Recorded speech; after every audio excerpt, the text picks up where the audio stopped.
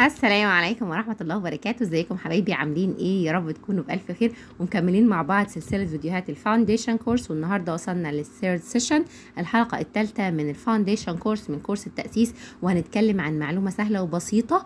أول حاجة هنتكلم عنها النهاردة أدوات النكرة الارتكلز، اللي هي أداة النكرة وأداة النكرة آن. تعالوا نعرف امتى بستخدم وامتى بستخدم آن. أول حاجة عشان نبقى متفقين، بس أول حاجة إن أدوات النكرة آن بيجوا قبل الاسم المفرد. دي أول نقطة مشتركة ما بين أداة النكرة وأداة النكرة آن، هما الاتنين بيجوا معايا قبل الاسم المفرد. تمام كده؟ يبقى أول جزئية آن بيجوا معايا قبل الاسم المفرد. طيب ايه معنى وايه معنى آن؟ لو انا بقول I have a pen، معناها ايه يا مس؟ يعني انا عندي قلم ولا انا عندي قلم واحد؟ آن equal one thing. equal one thing يعني وآن بتعدل number one. يعني معنى كده انا بقول I have a pen the same meaning of I have one pen. يعني I have a pen I have one pen. الاتنين الجملتين دول the two sentences have the same meaning، ليهم نفس المعنى. يبقى أول حاجة خلينا متفقين عليها إن أداة النكرة an equal one، يعني هما الاتنين معناهم إن أنا بتكلم عن حاجة واحدة بس. I have a red dress يعني أنا عندي فستان أحمر بس. I have a car يعني أنا عندي سيارة واحدة بس. It means that I have one car، عربية واحدة بس. يبقى أول حاجة متفقين فيها إن an equal one بتعدل إيه؟ حاجة واحدة بس. an comes before the singular noun، بتيجي قبل الاسم المفرد. an قبل الاسم المفرد. طيب إحنا كده عرفنا إن وآن يا مس بتيجي قبل الاسم المفرد، وآن equal one معناهم إنها حاجة واحدة بس. طب أمال إيه وجه الاختلاف between and آن؟ إيه الاختلاف بقى بينهم؟ إمتى أستخدم وإمتى أستخدم آن يا مس؟ أول حاجة أنا عندي we have 26 letters in English، إحنا عندنا 26 حرف في اللغة الإنجليزية.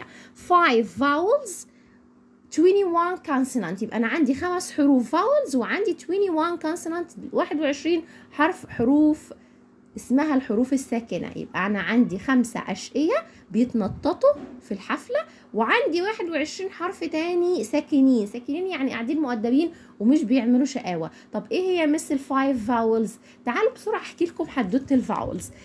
عندي الفايف فاولز، أول حاجة A E I O N U. طب يا مس احنا هنحفظهم، ده حروف كتير قوي. أنا هقول لك حدوتة حلوة قوي هتخليك تحفظهم بمنتهى السهولة. أول حاجة أنا بقول إيه للأطفال عندي في السيشن؟ بقول لهم ال A ضربت ال E، قالت I، جت ال O، قالت يو. انتوا كل شوية تتخانقوا. يبقى أنا كده عندي إيه؟ الحدوتة بتاعت الفايف فاولز، بتاعت الخمس حروف المتحركة الأشقية، إن أنا بقول الاي ضربت الاي، قالت اي، جت الاو، قالت يو. انتوا كل شويه تتخانقوا. يبقى ايه الحدوته بتاعتنا النهارده في الفايف فاولز؟ الاي ضربت الاي، قالت اي، جت الاو، قالت يو. كده عرفنا معايا 5 فاولز، انا عندي 5 حروف متحركه.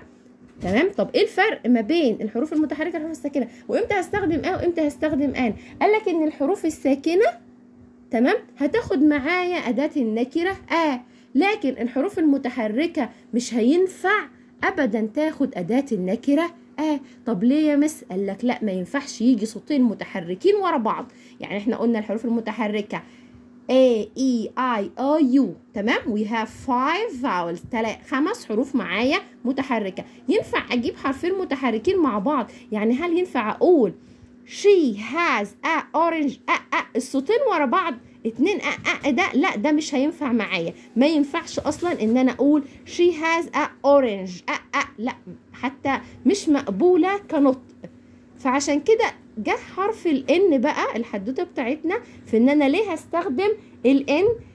قال لك جه حرف الان هنا عشان يفض النزاع between two vowels.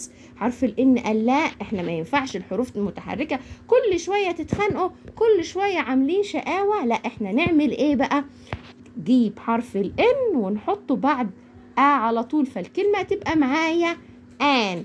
فبدل ما اقول she has a orange، لا she has an orange. طب حرف الان جه ليه؟ عشان كلمة اورنج بادئة معايا بصوت فاول بحرف متحرك، فما ينفعش ان انا كنت هقول she has a orange، مش هتيجي معايا خالص، ما ينفعش. الحروف المتحركة لو جم ورا بعض بيتخانقوا، مين اللي هيفض النزاع ده بقى بينهم؟ حرف الان.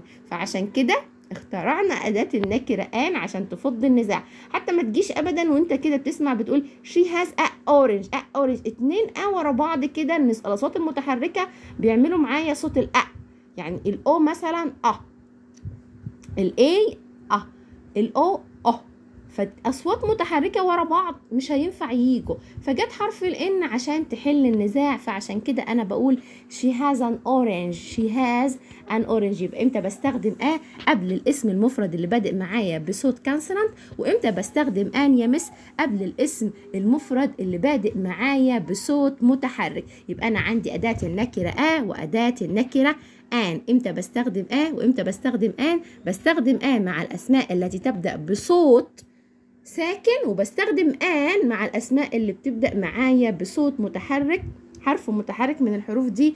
الA ضربت الإي، قالت جت الأو، قالت يو. دي حدوتة الحروف المتحركة وحدوتة أو آن. تعالوا نقرأ مع بعض الأمثلة. يبقى إمتى هستخدم قبل الاسم المفرد اللي بادئ معايا بصوت كونسونانت، صوت ساكن. هي الأصوات الساكنة كل الحروف اللي قلناها في اللغة الإنجليزية أصوات ساكنة ما عدا الA والإي والآي والأو واليو. الA ضربت الإي، قالت جت الأو، قالت يو.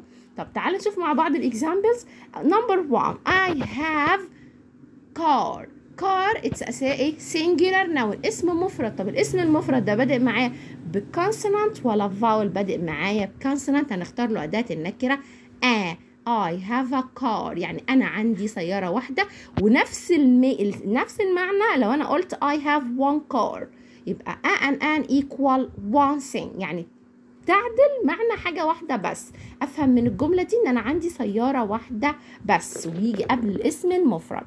She has not orange. orange بادئة معايا بصوت فاول، صوت حرف متحرك. هينفع نقول she has a orange؟